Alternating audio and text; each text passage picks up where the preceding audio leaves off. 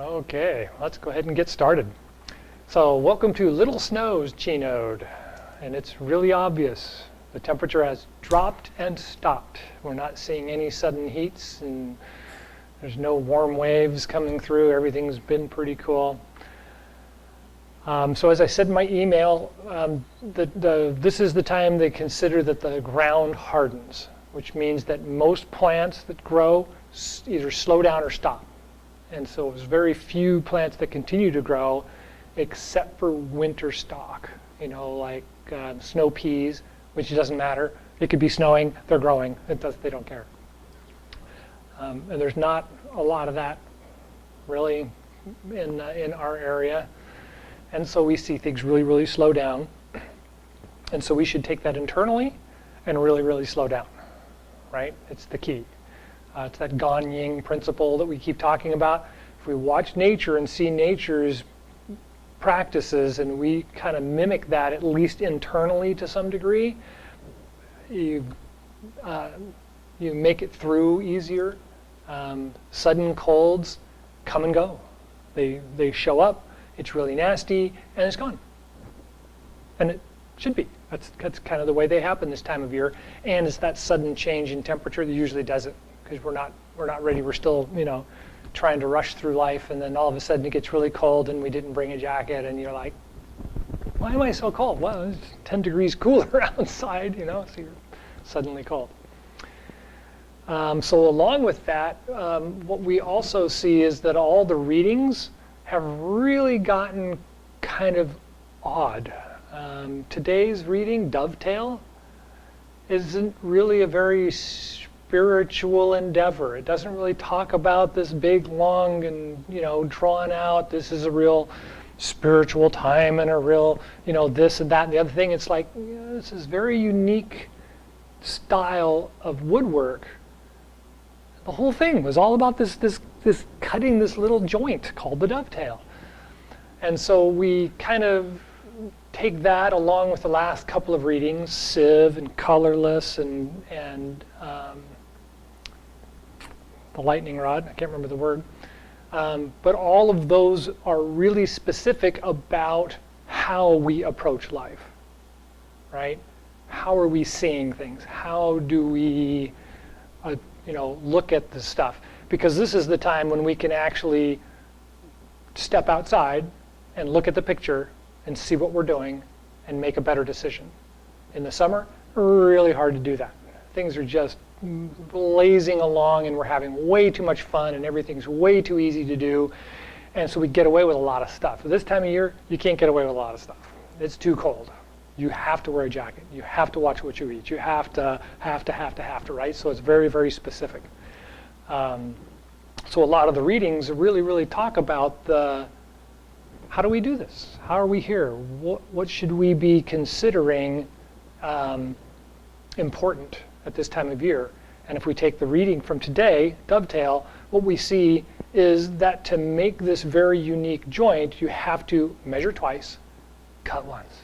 You have to whittle away slowly at the problem in order to make it work. And so we can step out of ourselves and look at problems that we may have that take a lot of consideration and a lot of effort in order to either make even a small adjustment. And we can see that, okay, measure twice, cut once, and whittle it away. Don't expect it to be this, zing, there you go, it's done. It's like, not going to happen. It's very, very simple, but it's very, very small steps in order to get it done. And so this is leading us to that great understanding we've already talked about it a couple of weeks now, and that is if we make that slight adjustment now, then we won't be way off when it comes to spring and summer next year. But we may need to make some very concerted effort and little steps to make that little tiny adjustment. But still think about that amount of effort to make that little adjustment now. What would that be like in the spring if you have to make this great big adjustment? Oh my God, that's like, a lot of effort. So we have the time now to make that effort. Okay, so I could go on with that for hours, but let's stop there and say, is there any questions about the reading or the readings for the last week?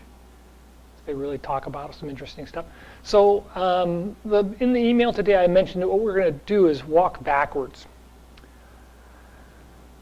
And this kind of goes along with the Asian philosophy that if you have a problem with some organ in your body, you should eat that organ. So if I've got liver distress, I should eat liver. If I've got a problem with my backbone, I should make backbone stock. If I have problems with my eyesight, I should eat eyes. It's just that simple. The whole Asian philosophy is very Confucian in the construct, right? Like-mindedness. If it's this, and I've got this problem, I should either eat or do this. And so in that concept, one of the practices is to walk backwards to reduce your age or regenerate your body. And so this is a really popular principle, and it's a very practical exercise because it helps us to understand some of the things that are going on in the body and going on in the brain and going on. Because if we're always going forward and that's all we know how to do, we're stuck. We don't see it that way because we're moving. We're still moving, everything should be fine. Well, you're actually stuck because you cannot get outside of the brain and walk backwards. So take a moment to just think about that. Turn around and just take a step backwards, toe to heel, and then toe to heel. And see, how does that feel? Are you really off balance? Do you have to look where you're going? Okay, go ahead and turn around and go back. So think about how many steps you took and how many steps you want to take back before you bump into your chair. Do you need to look? Do you need to know, right, exactly where you are? Right? Interesting, right? Most of the time, people have a really hard time with that. You guys all did really good. Good job. So the next practice, because you all did so well, the next practice is to stand with your feet apart like we would normally do in our Chi Gung position, and close your eyes and see if you feel off balance. How does that feel? Do you feel like you're either rocking forward or rocking backward or not feeling steady? And then open your eyes for a moment. Anybody? A little bit? Okay, so you don't do this next one or sit down. Okay, so if most everybody was okay with that one, so do the same thing, only this time with your eyes closed, rotate your head up and try to look towards the ceiling with your eyes closed and see how you feel.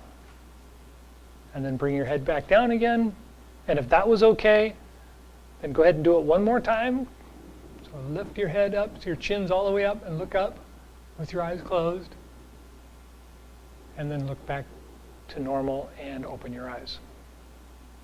Okay, so most people notice there's some out of balance in that one, but not everybody has an issue with it.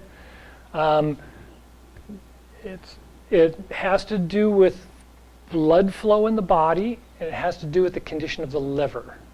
And so this is not uncommon this time of year.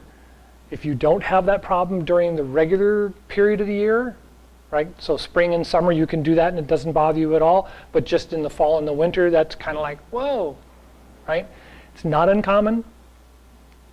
It's very practical for people. It usually means that you just do too much coffee and you're doing too many things that affect the liver, and it's a consideration for the herbalist. So this is the stage where it's like, it's nothing to really worry about, but if you do see an herbalist, you should mention it.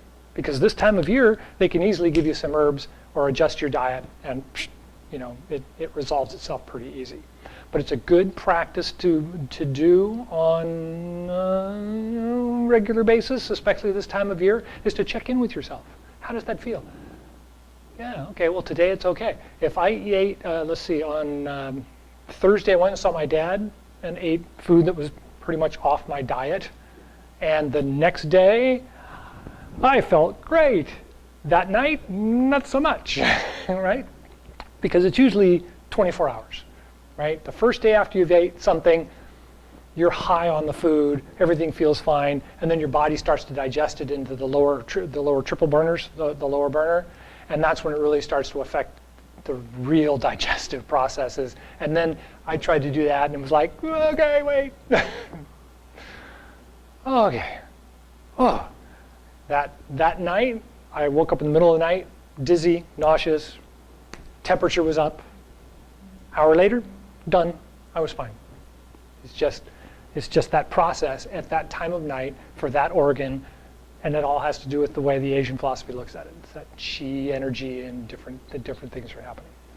Okay, so the walking backwards exercise, just to touch base back on that one, it's really kind of a gray area for a practice, but the idea of walking backwards in regenerating life has been seen in a couple of different philosophies.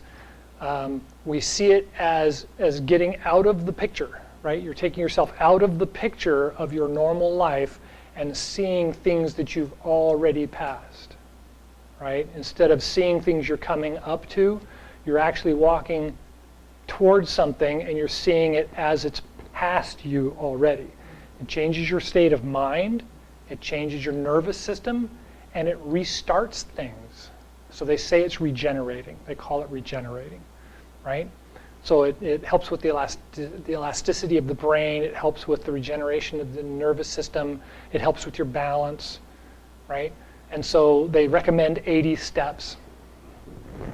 It's just a number for me, but they say 80 steps. So if you're going on a walk, go to a spot where you know you're comfortable, turn around and do 80 steps backwards, and then turn back around and finish your walk. If you're a Taoist, they say 50-50. If you're going for a walk, you go to the end of your walk, you turn around and you walk backwards, back.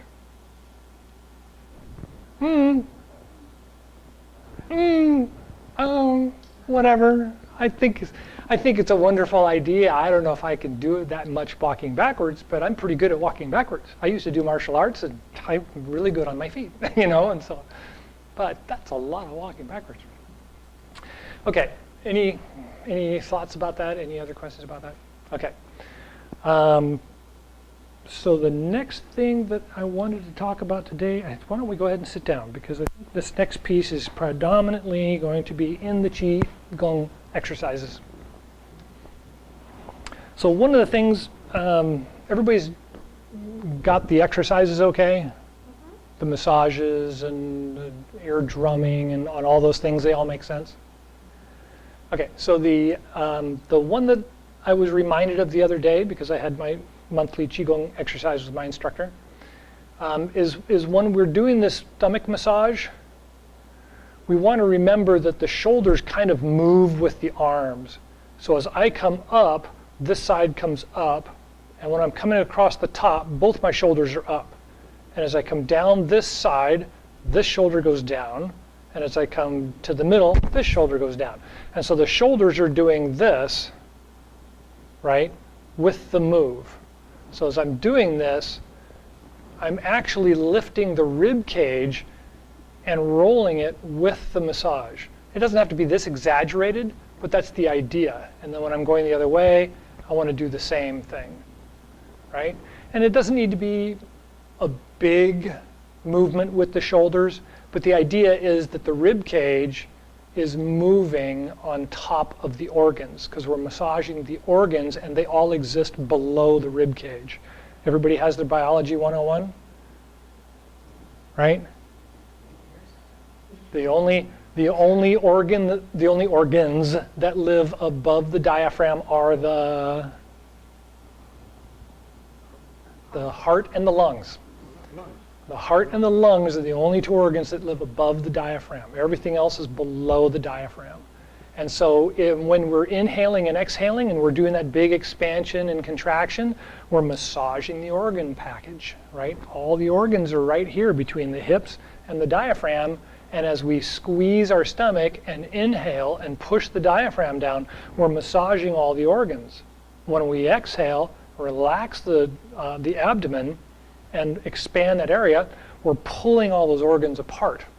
Well, I wouldn't say pulling them apart, but we're opening them up and allowing them to circulate. So it's kind of like taking a sponge and squeezing it and then letting it go and squeezing it and letting it go. Fluids getting in and getting out and getting in and getting out, right? And so that's this practice of these exercises. And that leads us to the other mention in the email regarding the practices of rhythm, right? The normal rhythm of the body is in the heartbeat and the lungs. That's why breathing is so important, and this whole practice is based around breathing.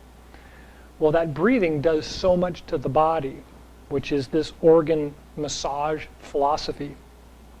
And so when we do this massage, inhale, I'm lifting up so that the diaphragm isn't pushing too hard on the organs, and as I come down and exhale, I'm releasing the diaphragm and allowing the organs to be static, because I'm massaging them here. I don't need to be massaging them with the diaphragm so much. The sitting breathing exercise massages with the diaphragm and compression. So to extend that one step further is the muscle in the bottom of the pelvic area. There's a set of muscles down there, and you can kind of lift them up. There's a couple different terms for it: the Kegel exercise, I can't remember the other one now. The pelvic floor exercise. So both of those exercises draw up the organs from underneath. At the same time, you can press down with the diaphragm. And then you can do the opposite, and that is you can lift off with the diaphragm and pull up with the pelvic floor. And they're a little more esoteric, but they're things to think about. And if you have bladder issues, it's an actual practice. It helps with a variety of things for the pelvic floor exercise. Well, so that kind of leads me to the point of the rhythm. Chanting is a really good practice. It's rhythmic, it's tonal, it connects directly to the nervous system. And so you'll notice when we are doing the breathing exercise, I use the term song, song. And I find a nice even tone, and I hold it in my breath. Song. And it finishes my exhale. So the word song in Chinese is relax or let go, and generally relax. And so when I inhale, I count 1, and then I'm going to exhale anyway.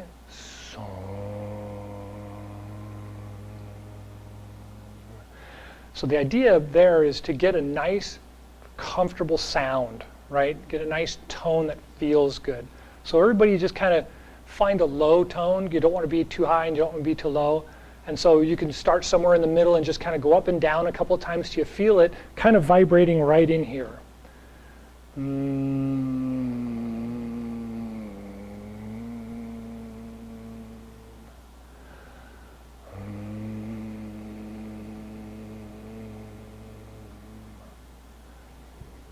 Right? Should feel pretty smooth, should feel fairly relaxing. And it should vibrate right in the organs. You kind of feel the organs just buzz just a little bit. So finding that tone for you, and then just kind of connecting to it from time to time, right? If you do your breathing in the morning, or you're breathing at night, or you just take a couple breaths in the middle of the day and try to relax, find that tone and see where it is for you. If you notice it goes up at certain times, what kind of tension is going on? If you feel it's going down at some point, you need to be relaxing more, you're not relaxing enough, and your body's trying to tell you something. So these are more of those indicators, not symptoms. They're indicators. They tell us, give us a sign of what's going on, and then we have to look for the symptoms to find out, okay, so what is going on? Okay? So let's go ahead and get some breaths in.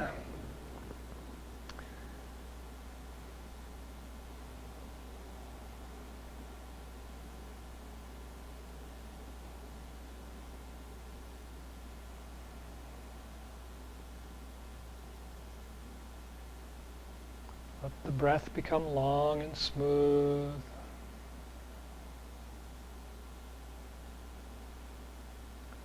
Lift the top of the head up and tuck in the chin slightly. Rest the tip of the tongue on the roof of the mouth, just behind the front teeth.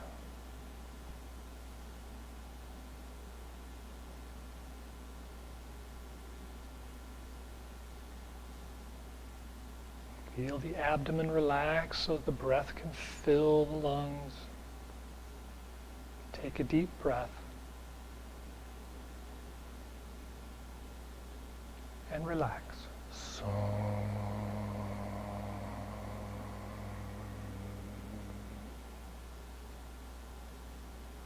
2.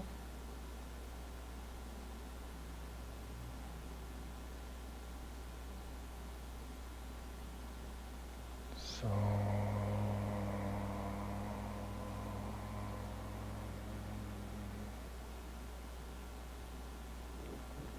3.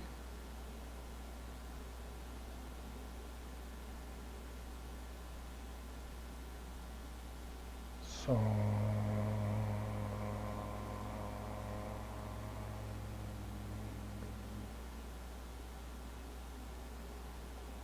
4.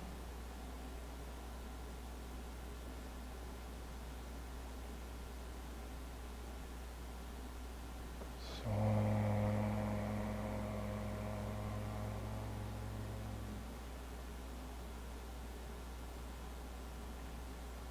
5.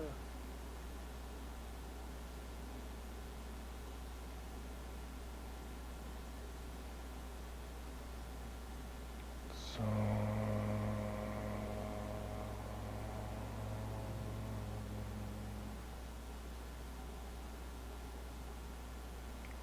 6.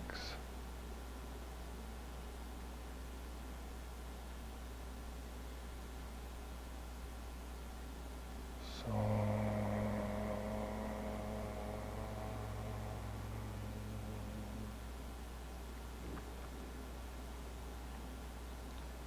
7.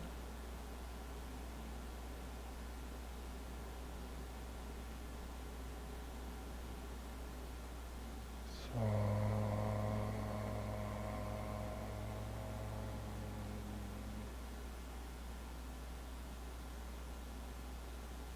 8.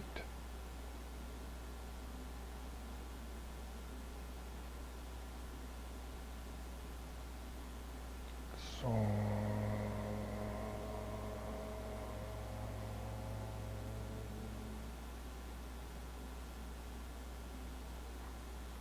9.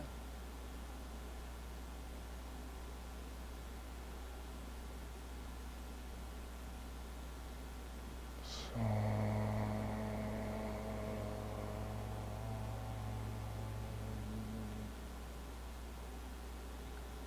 Massage the abdomen clockwise 9 times.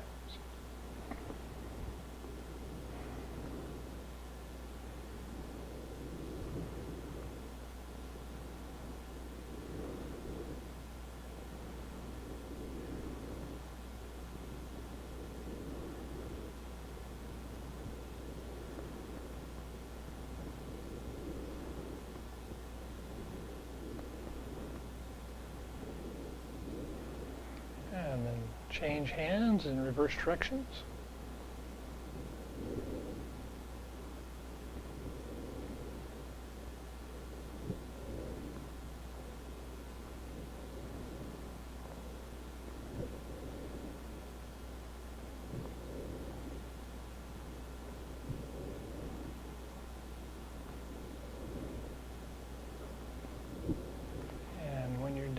Hand returns to their original position. Click the teeth together 36 times.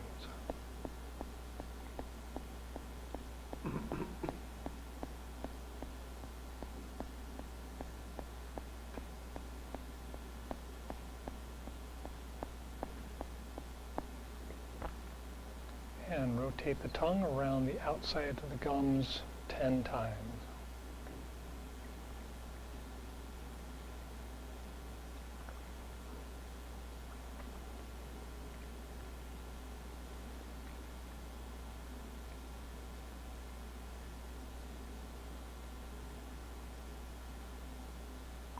gather and circulate the saliva and swallow to the dantian in 3 equal portions.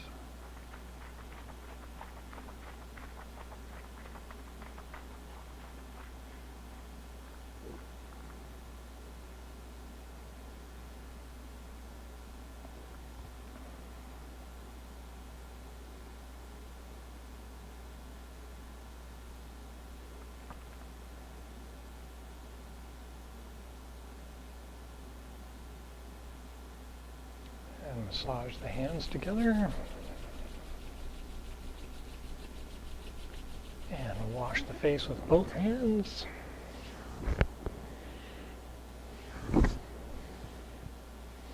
And with one hand,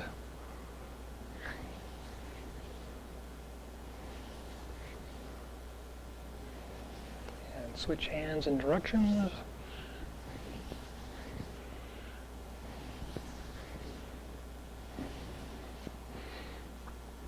And then cup and massage the eyes and brush back to the temples.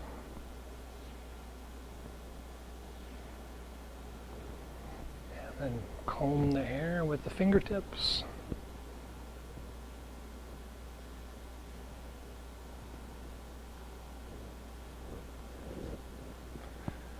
And with the thumb and the forefingers, massage the ears.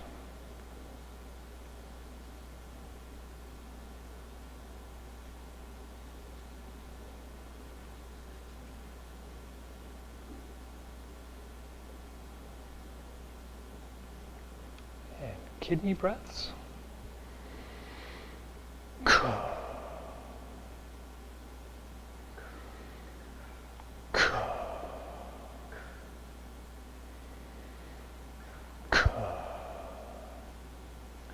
And the Tibetan drum exercise.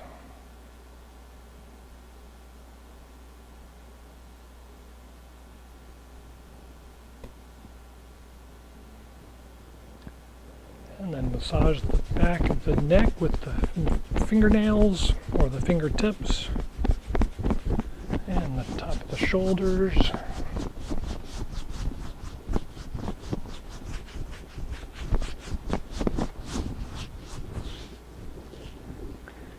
And then massage the hands together again. And massage the lower back with loose fists.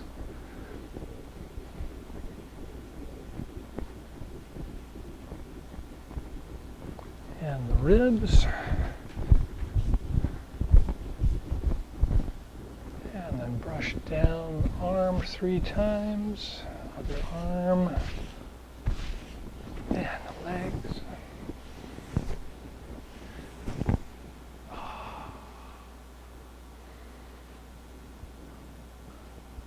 Okay. How was that? Are we out of time? Okay, so any thoughts about anything? Any other comments or questions? Okay, well, let's go ahead and stand and we'll do the closing exercise. This time of year is also really good to do the Chi exercise, which we've done a couple of times. Everybody remember the Chi exercise? Okay, so the Chi exercise is you kind of bounce a little bit like this, and you want to feel the liquid of the body kind of roll, right? So don't go so much as you want to get it to kind of roll up and down. And then we're going to pick up the arms and come down and exhale. And what I usually do is I kind of slam the heels in a little bit, and everything kind of settles down. And the reason for this exercise is to kind of really accentuate the bottom of the feet and really feel the energy and the weight of the body drive down into the ground. And that's to indicates to the chi, don't be stuck up here. Let go. And so we do it with the hands here and then come up and down. And then we do it in the middle and the hands come up and down. And then we do it at the top and the hands just come down. And I usually say bounce 3 times, but you can bounce any number around 3 times. Right? So start low.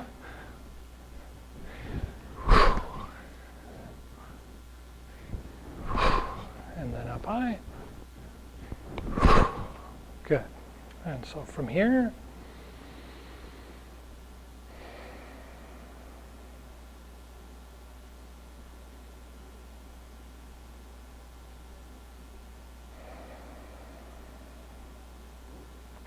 and when you're ready, palms out, inhale, rise up, gathering the universal chi. So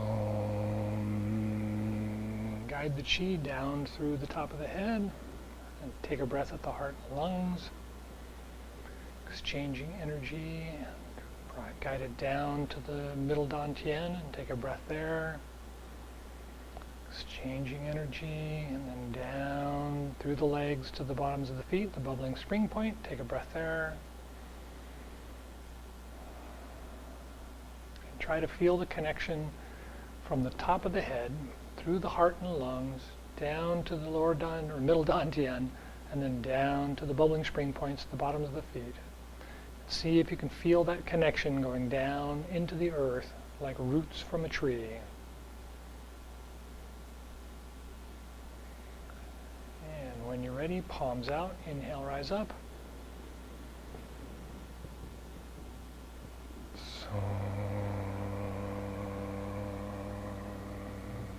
Take a breath at the heart and lungs. And the dantian and mingmen.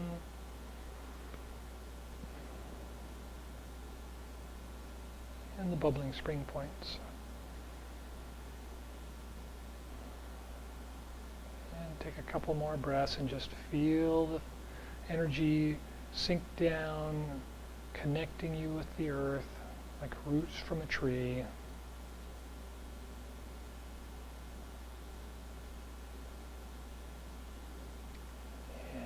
One more, palms out, inhale, rise up.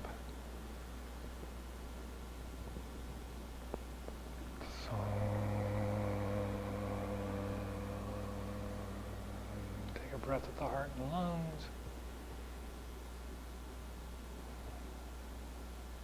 And the dantian and mingmen.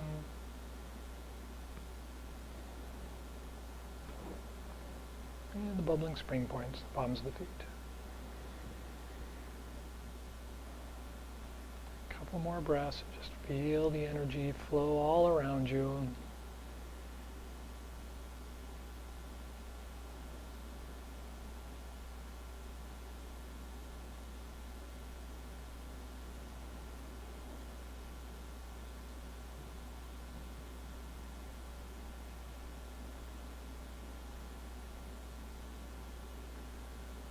All right, any last thoughts or questions? No? Thank you for coming. Enjoy the rest of the week.